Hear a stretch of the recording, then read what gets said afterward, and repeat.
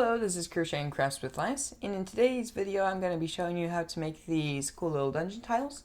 They're great for playing Dungeons and Dragons, and they're also good for putting in your builds and for taking pictures of things. They don't take too long to make, so let's get started. To make the dungeon tiles, you will need some chipboard or wood. For this video I'm going to be using some basswood.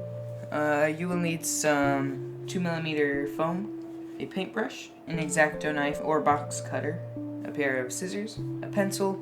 Because I don't have gray, I'm going to be making my own gray out of black, brown, beige, and silver. If you do have a gray, I recommend at least getting the black and the silver for the highlights that we're going to be doing with the dry brush. You'll also need some Mod Podge. You'll need at least one Dixie cup, at least one paper plate. I'm going to be using super glue, but you can use whatever glue you want. I think that's everything. So now let's get started making it. So in the last clip I forgot to mention, you will also need a roller. So to get started, you can make these however big, however small you want. I found that I like to make mine in either 2x2s or else 3x3s. That is tiles wide. You can make them whatever size you want. I'm going to make mine a 1x2. So I'm going to measure out with my pencil and ruler. I cut this one down to 1 inch wide. So now I'm going to mark out 2 inches across. Then I'm going to use my X-Acto knife, and you can use a box cutter or anything you want.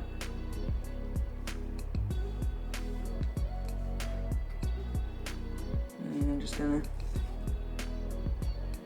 cut right down. And then you can sand this piece to get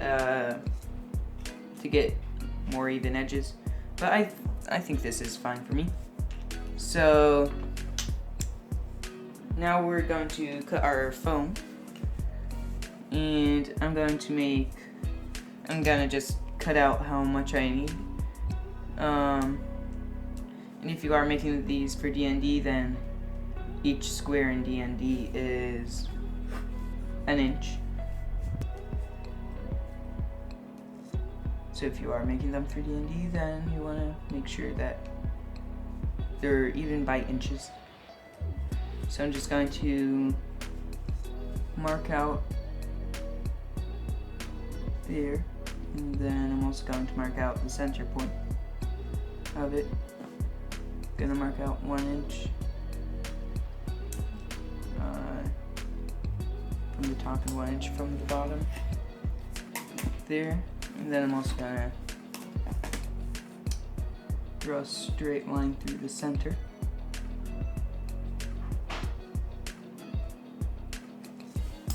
There.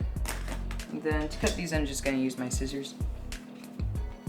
Alright, find it faster than using an X-Acto knife or a box cutter. There.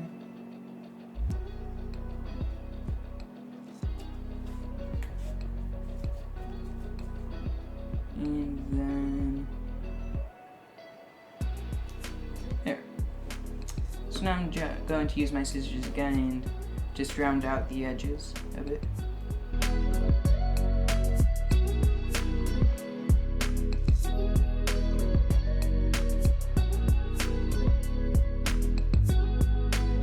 Okay, so for this next step, I'm going to be using my super glue to attach these two to the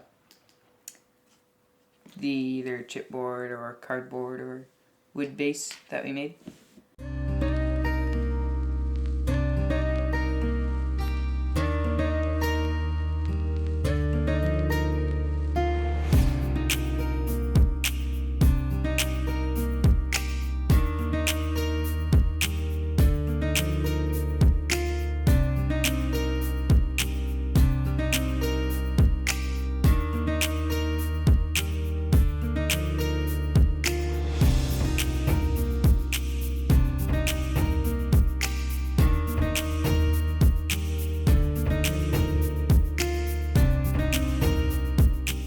Okay, so I just finished gluing these together. And if you did use some other glue, then you'll probably need to wait for it to dry longer.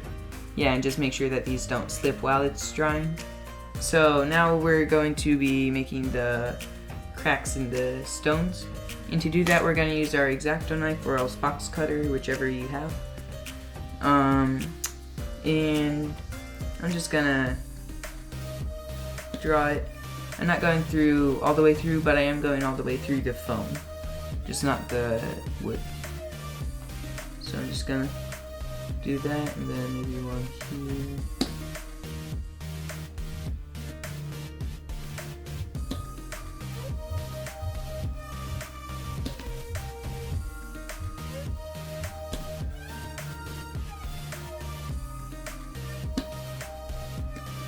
Okay, so now I'm going to make these cracks more noticeable, and to do that I'm just going to use a coffee stir stick and just separate the cracks a bit more.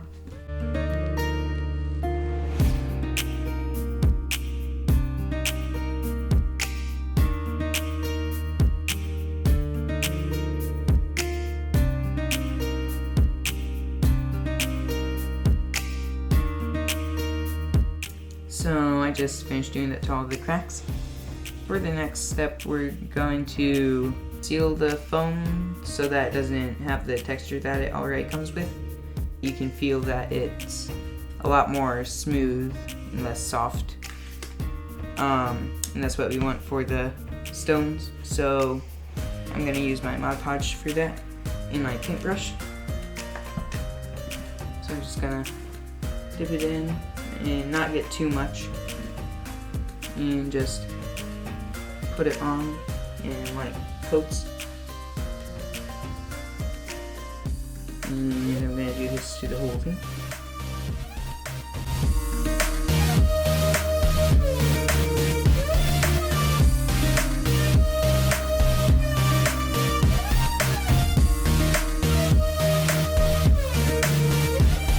Okay, so if you find that the Mod Podge is going into the cracks that we made, then I'm just going to take my coffee stir stick again and just go in between the cracks and just get that out of there. And again, I'll do this to all of the ones that have Mod Podge in it.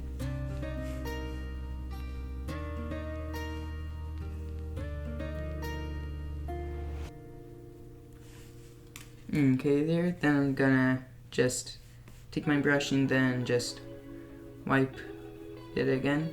And I do that because sometimes whenever you go through the cracks, then it takes a bit off of the top of the layer that you just put on. So I do that just to even it all out. And then you do also want to put some on the side of it, on the side of the tiles.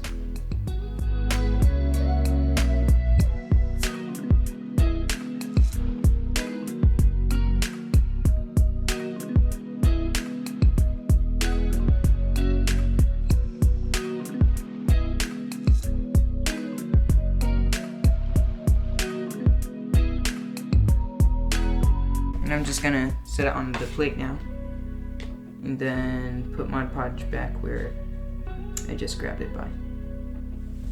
And then, yeah, once you're happy with it, then you can just leave it there to dry. It shouldn't take too long to dry.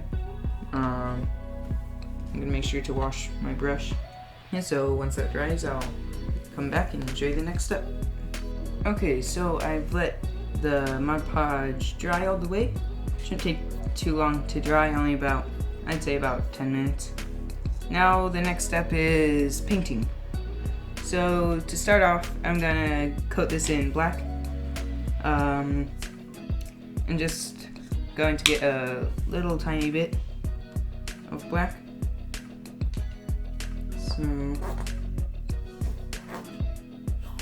yeah, that's plenty for just this one.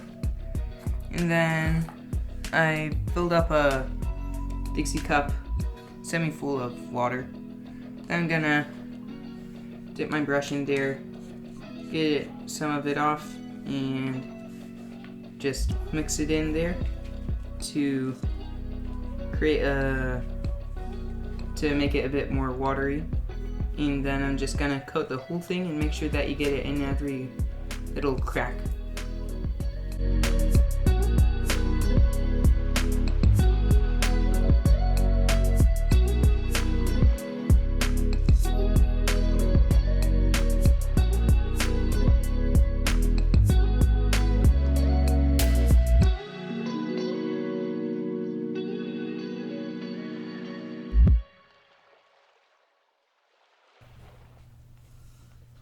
Okay, so now I'm gonna let that dry. Then we can get to the next coat of paint. I'm just gonna wash off my brush in the water here. Okay, so I've given it time to dry, and that was just our basic coat. So now we're going to mix up some colors to get a sort of a darkish grayish color. I'm just gonna put in some black. And I'm going to use my beige color there, and then I'm just gonna take a bit of the black and mix it in with the beige until I get the color that I like.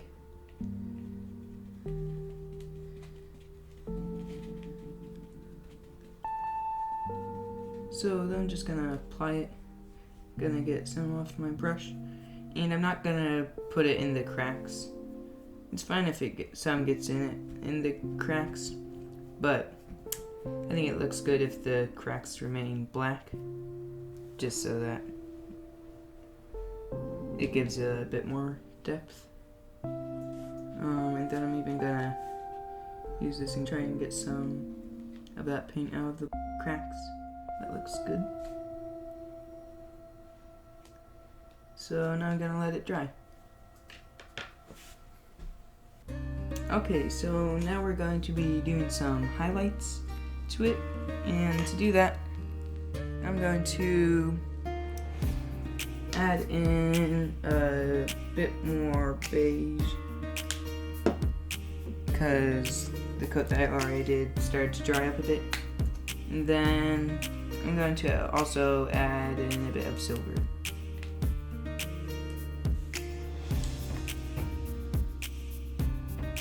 I'm going to add in quite a bit of silver. And then add a bit of black and just mix it all together. This is just going to be a dry brush, so you don't need too much. This is a lot for what we're going to be using it for. I think this is good. But yeah, that is a lot of paint just for how much we're going to be using.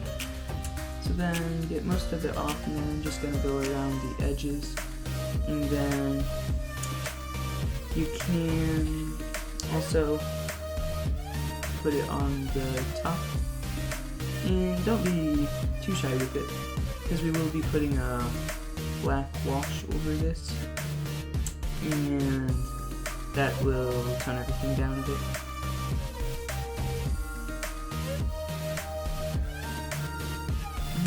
Yeah, that looks pretty good. I'm gonna give just a bit to these edges. And yeah, that looks good for this. So now I'm going to make a wash. I'm going to use that Dixie cup with water in it and just put in a very small amount of black paint. And I'm going to mix it.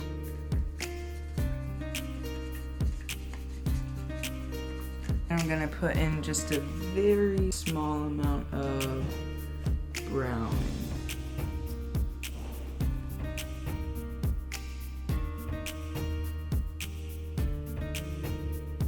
There. Then you don't need to be too shy with the brown, but you don't want too much. Then just cover the whole thing.